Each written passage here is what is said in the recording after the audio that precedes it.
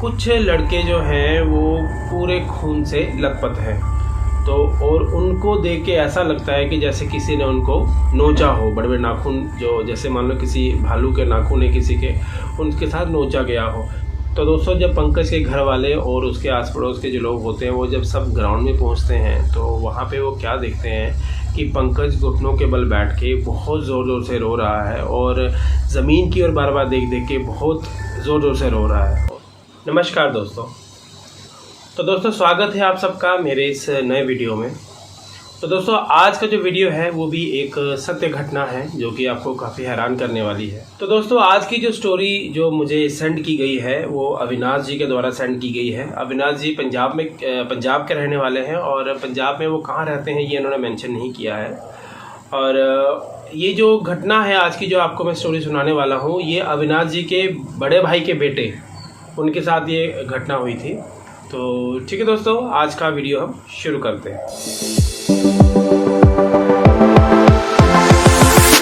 तो दोस्तों, कहानी शुरू होती है प्लेग्राउंड से। देखा जाए तो प्लेग्राउंड भी नहीं कहेंगे, एक्चुअली वो किसी की ज़मीन थी वहाँ पे, पंजाब जिस भी एरिया की जो स्टोरी है। तो काफ़ी खुला ग्राउंड जैसा था वहाँ पे, और वहाँ पे क्या होता था कि दिन में बहुत सारे बच्चे क्रिकेट खेलने आते थे। संडे को तो बहुत ज़्यादा लोग आते थे, बहुत ज़्यादा शो था वहाँ पे। तो दोस्तों, शाम के टाइम पे वहाँ पे बहुत से लोग वॉक करने के लिए भी आते थे। तो कहने का मेरा मतलब ये है कि ग्राउंड जो था, जो एरिया वो था, वो काफ़ी बड़ा एरिया था। तो दोस्तों, शाम के टाइम पे वहाँ पे जैसे जैसे दिन ढलता था लोग उस ग्राउंड को छोड़ देते थे, क्योंकि वो सरकारी प्रॉपर्टी नहीं थी और वो किसी की प्राइवेट प्रॉपर्टी थी। इसलिए वहाँ पे वो ऐसे ही खाली पड़ी थी और इसलिए वहाँ पे लाइट वगैरह नहीं लगी थी वहाँ पे। तो इसलिए लोग ज़्यादा देर तक वहाँ नहीं रुकते थे शाम को, तो अंधेरा होने से पहले वहाँ से निकल जाते थे। तो वो जो ग्राउंड था, जो एरिया था, उसके आसपास बहुत से लोगों के घर थे और लोगों ने उस ग्राउंड के बारे में, उस जगह के बारे में बहुत कुछ सुन रखा था लेकिन कभी देखा नहीं था। तो इसलिए वो लोग इन बातों पे विश्वास नहीं करते थे। तो दोस्तों, एक दिन की बात है, अचानक क्या होता है कि रात को सभी लोग सोए होते हैं और आधी रात को वहाँ कई घरों से चिल्लाने की आवाज़ आती है, रोने की आवाज़, चिल्लाने की आवाज़। और जब सभी लोग उठते हैं, आसपास के लोग जो होते हैं, जब उनके घर तक आवाज़ें पहुँचती हैं तो वो सब उठते हैं और लाइट ऑन करते हैं, देखते हैं कि रात को कौन चिल्ला रहा है। तो जब वो सारे लोग उन घरों में जाते हैं जहाँ पे शोर शराबा होता है कि आखिर देखने जाते हैं आखिर वहाँ पे हो क्या रहा है। तो दोस्तों, जब सब लोग मिलके जब उन घरों में जाते हैं जहाँ से शोर आ रहा होता है, शोर शराबा हो रहा होता है, तो वो क्या देखते हैं कि कुछ लड़के जो हैं वो पूरे खून से लथपथ हैं। तो और उनको देख के ऐसा लगता है कि जैसे किसी ने उनको नोचा हो, बड़े बड़े नाखून जो जैसे मान लो किसी भालू के नाखून है किसी के, उनके साथ नोचा गया हो। और बहुत गहरे गहरे जख्म उनके शरीर पे थे। और सोचने की बात यह है कि जिन घरों में शोर आ रहा था उनके घरों में सब लड़कों पे अटैक हुआ और एक साथ हुआ और एक जैसा अटैक हुआ। तो ये लोग बहुत हैरान हुआ, आखिर हुआ क्या, एक साथ सब पे कैसे अटैक हो सकता है। तो दोस्तों, उन लड़कों को जल्द से जल्द नज़दीक के हॉस्पिटल पहुंचाया गया और वहाँ पे उनका ट्रीटमेंट हुआ। और जब वो बात करने के लायक हुए तो जब उनको घर लाया गया तो उनसे पूछा गया कि आखिरकार ये हुआ कैसे। तो वो सब लड़के कहते हैं हमें खुद नहीं पता कैसे हुआ, हम तो अपने कमरे में सो रहे थे, अचानक से किसी चीज़ ने उन पे अटैक किया और वो ज़ख्मी हो गए। तो लेकिन दोस्तों, उससे पहले उन्होंने ये बताया कि उन दोस्तों ने ये बताया कि वो सब मिलके उस ग्राउंड में रात को, क्योंकि जैसे मैंने आपको बताया वहाँ लाइट वगैरह नहीं थी और बिल्कुल वहाँ पे अंधेरा हुआ करता था, रात को तो बहुत सुनसान होता था क्योंकि लाइट नहीं थी वहाँ पे। तो उन लड़कों ने क्या किया, बस उन सब लड़कों ने वहाँ मिलके रात को ड्रिंक की थी, वहाँ पे शराब पी थी उन्होंने। तो शराब वगैरह पी के घर पे आए और उनके साथ ये हादसा हो गया। तो दोस्तों, लोग बहुत हैरान हो गए। लोगों ने सोचा कि जो उन्होंने ये बातें सुनी है उस एरिया के बारे में, उस ग्राउंड के बारे में, क्या वो सच है? अगर सच नहीं है तो ये कैसे हो सकता है, ये कैसे एक साथ इन लड़कों पे अटैक हुआ और एक जैसा अटैक हुआ। तो दोस्तों, इस हादसे के बाद क्या हुआ कि लोग वहाँ रात में क्या दिन में वहाँ जाने से डरना शुरू हो गया। तो दोस्तों, ये था पहला हादसा, पहली घटना वहाँ पे जो मुझे अविनाश जी ने रिटर्न में सेंड की है। पहला हादसा ये था। और जो जैसे कि मैंने आपको स्टार्टिंग में बताया कि दूसरा हादसा जो था, जो मेन हादसा जो आपको बताने वाला हूँ, वो अविनाश जी के भाई, बड़े भाई के बेटे के साथ हुआ, जिसका नाम पंकज था। और पंकज यही कोई 15-16 साल का होगा वहाँ उस टाइम पे। तो दोस्तों एक दिन क्या हुआ, पंकज ने संडे को प्लान बनाया अपने दोस्तों के साथ मिलके कि संडे को वो लोग क्रिकेट खेलने वाले हैं। तो सब लोग प्लानिंग कर लेते हैं, डिसाइड कर लेते हैं। उसके बाद वो संडे को सब जाते हैं उसी ग्राउंड में खेलने के लिए, क्योंकि जो पहली घटना हुई थी वो काफ़ी देर उस बात को हो गया होता है, इसलिए लोगों के दिमाग से वो निकल गई होती है।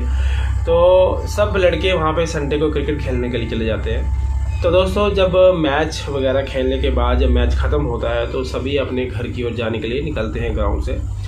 तो निकलते निकलते क्या होता है कि जो पंकज है, यानी कि अविनाश जी के भाई का बेटा, तो पंकज को अचानक उस ग्राउंड में एक चेन मिलती है।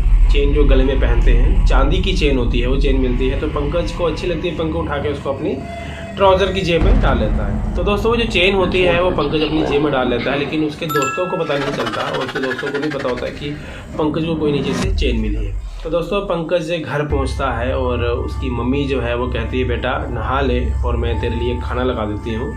तो पंकज जैसे ही वॉशरूम में घुसता है नहाने के लिए और जैसे अपने कपड़े उतारता है, तो अचानक क्या होता है कि उसकी ट्राउज़र से वो चेन नीचे गिर जाती है।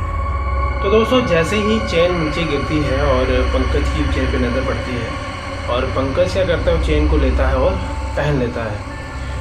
तो चेन पहनने के बाद दोस्तों उसके स्वभाव में बहुत चेंजेस आती हैं और घर वाले भी नोट करते हैं। छोटी छोटी बातों पे गुस्सा करना, छोटी छोटी बातों पे चिढ़ जाना, और कई कबार तो पंकज गाली गलौज पे उतर आता था। और ये सब हरकतें देख के उसके घर वाले बहुत ज़्यादा परेशान हो गए थे, आखिरकार पंकज को हुआ क्या है। तो दोस्तों पंकज जो था वो दिन ब दिन कमज़ोर होता जा रहा था, क्योंकि खाना पीना लगभग उसने छोड़ ही दिया था। और उसके घर की एक खिड़की जो थी वो उस ग्राउंड की तरफ खुलती थी और पंकज क्या करता था, पूरा दिन वहाँ खिड़की पे खड़ा रहता था और ग्राउंड की तरफ देखता रहता था और घूर घूर के देखता था ग्राउंड की तरफ। और ये चीज़ें जब उसके घर वाले नोट करते कि ये पूरे दिन वहाँ खड़ा रहता है और बहुत ही अजीब तरीके से उस ग्राउंड को देखते रहता था, तो दोस्तों पंकज के इस बदलाव से उसके घर वाले बहुत ज़्यादा परेशान थे। और क्योंकि पंकज उनका इकलौता बेटा था और उन्होंने आसपास के जितने बड़े बड़े डॉक्टर थे उनसे चेकअप करवाया, उसका पंकज का इलाज करवाया, लेकिन पंकज की सेहत पे कोई असर नहीं पड़ रहा था, उसकी तबीयत दिन ब दिन ख़राब होती जा रही थी। तो दोस्तों टाइम निकलता जाता है, टाइम बीतता जाता है, लेकिन पंकज की हालत में बिल्कुल भी सुधार नहीं हो रहा होता है और इससे उसके घर वाले बहुत ज़्यादा परेशान हो गए होते हैं। और एक रात ऐसी घटना होती है जो सबको हिला के रख देती है। तो दोस्तों होता यह है कि सभी रात को सोए होते हैं और पंकज की जो मम्मी होती है वो पंकज के रूम में उसको देखने के लिए जाती हैं और वो वहाँ जाके क्या देखती हैं कि पंकज अपने रूम में नहीं है। तो दोस्तों पंकज की माँ बहुत घबरा जाती है और वो वॉशरूम में भी चेक करती है, वहाँ पे भी नहीं मिलता, सब जगह चेक करती हैं। जब उसे पंकज नहीं मिलता है तो वो बाकी घर वालों को जगाती हैं और बताते हैं कि पंकज घर में नहीं है। तो सब के सब परेशान हो जाते हैं, सब ढूंढते हैं, सब जगह ढूंढा जाता है, तो पंकज वहाँ पे नहीं मिलता। तो दोस्तों जब आस पड़ोस के लोगों को पता चलता है कि पंकज घर से गायब हो गया है, तो वो भी पंकज को ढूंढने में उनके परिवार वालों का साथ देते हैं और सब जगह ढूंढने के बावजूद उनको कहीं पंकज नहीं मिलता। तो दोस्तों जब सब जगह पंकज को ढूंढा जाता है, पंकज जब नहीं मिलता है तो सब परेशान हो जाते हैं कि आखिरकार पंकज गया कहाँ। तो अचानक से क्या होता है कि पंकज के ज़ोर ज़ोर से रोने की आवाज़ सबको आना शुरू होती है। तो पंकज बहुत ही ज़्यादा ज़ोर से रो रहा होता है। तो जब वो देखते हैं कि आवाज़ कहाँ से आ रही है, तो उस आवाज़ का पीछा करते करते जब वो देखते हैं कि वो आवाज़ ग्राउंड से आ रही होती है, तो दोस्तों जब पंकज के घर वाले और उसके आस पड़ोस के जो लोग होते हैं वो जब सब ग्राउंड में पहुंचते हैं, तो वहाँ पे वो क्या देखते हैं कि पंकज घुटनों के बल बैठ के बहुत ज़ोर ज़ोर से रो रहा है और ज़मीन की ओर बार बार देख देख के बहुत ज़ोर ज़ोर से रो रहा है। और उसके रोने में इतनी बेचैनी है जिसकी वजह से जो उसके घर वाले हैं वो भी रोना शुरू कर देते हैं और आस पड़ोस के लोग सभी दुखी हो जाते हैं कि आखिरकार उसे रोने की आवाज़ में इतनी कशिश होती है कि जैसे कोई पुकार होती है, कोई मदद मांग रहा होता है, इस तरह का उसका रोने का उस टाइम पे। ये सारी स्टोरी जब मैं पढ़ रहा था जो अविनाश जी ने सेंड की, कई जगह मैं इमोशनल हो गया, क्योंकि मैं शायद पता नहीं मैं उस तरीके से आपको बता पा रहा हूँ कि नहीं बता पा रहा हूँ, इमोशंस आपको पहुँच रहे कि नहीं पहुँच रहे हैं, बट जिस तरीके से लिखा हुआ था मैं कोशिश कर रहा हूँ कि वो चीज़ आप तक पहुँचाऊँ। तो दोस्तों उस रोने की आवाज़ में जब पंकज रो रहा था, उस रोने की आवाज़ में इतनी तड़प थी कि आसपास के जो लोग जो सुन रहे थे, जो उस ग्राउंड में थे, वो भी रोना शुरू हो गए कि ये क्या हो रहा है। उनको कुछ समझ नहीं आ रहा था आखिरकार ये हो क्या रहा है। और जो पंकज के जो घर वाले थे वो पंकज को आवाज़ लगाते हैं, पंकज लेकिन उनकी आवाज़ नहीं सुनता, लगातार रोए जा रहा होता है। और पंकज के घर वाले जो आगे जाके पंकज को शोल्डर से उसको हिलाते हैं, तो अचानक पंकज उनकी तरफ देखता है और इतने गुस्से से देखता है कि उसकी आंखें एकदम लाल होती हैं।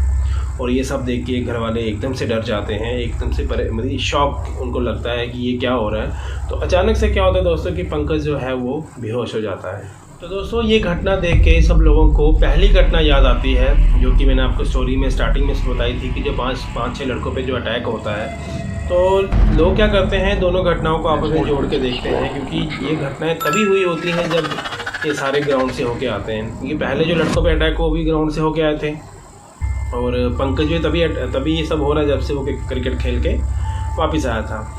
तो फिर ये गाँव सभी लोग ये सोचते हैं कि क्यों ना किसी तांत्रिक को बुलाया जाए, किसी झाड़ फूँक करने वाले को बुलाया जाए। शायद ये भी हो सकता है क्योंकि वो अपना ये वहम दूर करना चाहते थे, क्योंकि डॉक्टरी इलाज वो बड़ा करवा चुके थे, तो पंकज को कोई असर नहीं हो रहा था उस इलाज का। तो दोस्तों क्या होता है कि अगले दिन एक तांत्रिक बाबा को बुलाया जाता है, और जब वो तांत्रिक बाबा घर में आते हैं और पंकज को देखते हैं, तो पंकज को देख के ही बोलते हैं कि इस पर किसी आत्मा का साया है। तो दोस्तों तांत्रिक जो होते हैं वो पंकज के घर वालों को बोलते हैं कि पंकज को एक कुर्सी पे बिठाओ और उसको उसके हाथ पैर बांध दो, ताकि वो किसी पे अटैक ना कर सके। तो दोस्तों पंकज को बांध दिया जाता है कुर्सी के साथ, उसके हाथ पैर अच्छे से बांध दिए जाते हैं। और जो तांत्रिक होते हैं वो अपनी झाड़ फूँक करना शुरू कर देते हैं। जब झाड़ फूँक करते करते अचानक ही जो पंकज होता है वो जाग जाता है। जो तांत्रिक होते हैं वो उससे बात करना शुरू करते हैं कि कौन हो तुम कौन हो, कहाँ से आए हो, वगैरह वगैरह। तो उसके बाद ये पता चलता है कि ये जो आत्मा है कोई शैतानी आत्मा नहीं है, ये परेशान आत्मा है, और ये किसी का बुरा नहीं चाहने वाली है, मतलब ये दुष्ट आत्मा नहीं है। एक्चुअली हुआ क्या होता है, ये सारी बातें जब उस आत्मा ने तांत्रिक को बताई, हुआ दरअसल ये होता है कि वहाँ जो एक लड़का है जिसकी जो आत्मा है वो 20-22 साल का लड़का है, और जिसको उस ज़मीन के अंदर काफ़ी साल पहले गाड़ दिया गया था वहाँ पे। तो गाड़ देने का गाड़ा किसने था, उसके चाचा जी थे, क्योंकि उस लड़के के जो आत्मा थी उस लड़के के जब वो जिंदा था, जब वो जीवित था, तो उसके माता पिता नहीं थे, अपने चाचा के पास रहता था। और ये जो कूड़ा उठाते हैं ना, जैसे प्लास्टिक वगैरह उठाते हैं, ये काम करता था वो। और उसके जो चाचा थे बहुत शराबी थे, उसको यही काम करवाते थे, स्कूल वगैरह बिल्कुल नहीं भेजा, और ये काम कराते, भीख मंगवाना, ये काम करवाना। तो एक दिन क्या हुआ कि लड़का बहुत परेशान हो गया और उसने घर छोड़ के भाग गया। तो उसके चाचा ने किसी तरह उसको ढूंढा और शराब के नशे में उसको मार दिया, उसके हाथों से गलती से वो मर गया। और पुलिस के डर से बचने के लिए उसने क्या किया, उस जगह देखा खाली प्लॉट पड़ा हुआ, खाली जगह पड़ी है, उसने वहाँ पे उसको गाड़ दिया। ये बहुत पुरानी बात है, काफ़ी पुरानी बात है जब उसको गाड़ा गया था। तो दोस्तों उसके बाद चाचा जी की भी डेथ हो गई थी, क्योंकि वो बहुत ड्रिंक करते थे, जिसकी वजह से उसकी किडनियाँ ख़राब हो गई, तो वो मर गए। तो लेकिन ये जो लड़का था ये असल में हिंदू था, और इसकी मुक्ति नहीं हो पा रही थी, क्योंकि उसको दफनाया गया था और इसका संस्कार नहीं हुआ था, विधिवत तरीके से संस्कार नहीं हुआ था। तो ये इसलिए भटक रहा था और परेशान था, इसको मुक्ति चाहिए थी। और इसलिए ये किसी न किसी को ज़रिया बनाना चाहता था, ताकि वो लोगों तक ये बात पहुँचे और उसको मुक्ति दिला सके। तो दोस्तों जब ये सारी कहानी, जब सारी स्टोरी जब सामने आई, तो फिर उसके बाद फिर भी एक सवाल लोगों के मन में था कि वो जो 5-6 लड़कों पे स्टार्टिंग पे जो अटैक हुआ था, तो अगर ये बुरी आत्मा नहीं थी इस लड़के की, तो उसने अटैक क्यों किया? तो उसका जवाब भी तांत्रिक ने दिया, और तांत्रिक ने ये बताया कि ये इसने अटैक उन पे इसलिए किया क्योंकि रात को ये लोग वहाँ बैठ के शराब पी रहे थे, और ये जिस लड़के की आत्मा थी उसके चाचा ने भी शराब पी के उसको मारा था, है ना। तो शराब से इसको सख्त नफरत थी, इसलिए उसने उस दिन इस पर अटैक किया था। लेकिन उनको जान से नहीं मारा, लेकिन उसको सबक सिखाया। तो ये सारी घटनाएं जब सब लोगों को पता चली, लोग बहुत हैरान हुए, और सब लोगों ने मिलके दोस्तों क्या किया, फिर जहाँ पे उनको पंकज उनको लेके गया, कि वो आत्मा पंकज के अंदर ही थी, पंकज उनको लेके गया कि जगह पे मुझे दफनाया गया था। और जब वहाँ पे खड्डा खोदा गया तो सच में वहाँ पे बहुत सारी हड्डियाँ मिली, क्योंकि बहुत पुरानी बात थी ये, तो हड्डियाँ बची थी खाली, तो हड्डियाँ मिली। तो उसके बाद उन सब लोगों ने वो हड्डियाँ निकाली और विधिवत तरीके से उसका संस्कार कर दिया। और उसके बाद दोस्तों कहते हैं कि उस आत्मा को मुक्ति मिल गई और वो जो पंकज था उसकी सेहत भी दिन ब दिन ठीक होती गई और उसके बाद ऐसी कोई वहाँ पे घटना नहीं हुई, कोई ऐसी गतिविधि वहाँ पे नहीं हुई। तो दोस्तों अब बात आती है अंधविश्वास। कई लोग इसको अंधविश्वास मानते हैं, कई लोग इसको सत्य मानते हैं और जिनके साथ होती है तो वो ज़्यादा अच्छे तरीके से बता सकते हैं। और ये जो मुझे स्टोरी सेंड की है ये अविनाश जी ने सेंड की है, जो कि उनके भाई के बेटे के साथ ये हुआ। जो पंकज उनके भाई के बेटे का नाम है। अगर वो पंकज के थ्रू अगर वो नहीं आती तो शायद पता नहीं कितने सालों तक वो भटकता रहता, सबको परेशान करता। तो जब ये सारी घटनाएं सामने हुई, सब संस्कार वगैरह कर दिया तो उसको मुक्ति मिल गई। लेकिन अभी भी बड़े सारे लोग ऐसे होंगे कि हम पढ़े लिखे लोग हैं, ऐसी बातों पर विश्वास अब नहीं करते। मैं बार बार यही कहता हूँ कि जिसने बीती है वही जानते हैं, जिस तन लागे वो तन जाने। तो इसलिए जिनको लगता है सही है, जिनको लगता नहीं सही तो नहीं सही है भाई। तो ठीक है दोस्तों, आज की जो स्टोरी अगर आपको अच्छी लगी हो, आपकी आज की जो सत्य घटना अगर आपको अच्छी लगी हो तो वीडियो को लाइक शेयर करिएगा, कमेंट करिएगा और अगर आप इस चैनल पर नए आए हैं तो चैनल को सब्सक्राइब जरूर करिएगा। तो ठीक है दोस्तों, मिलते हैं नेक्स्ट वीडियो में, तब तक के लिए नमस्कार।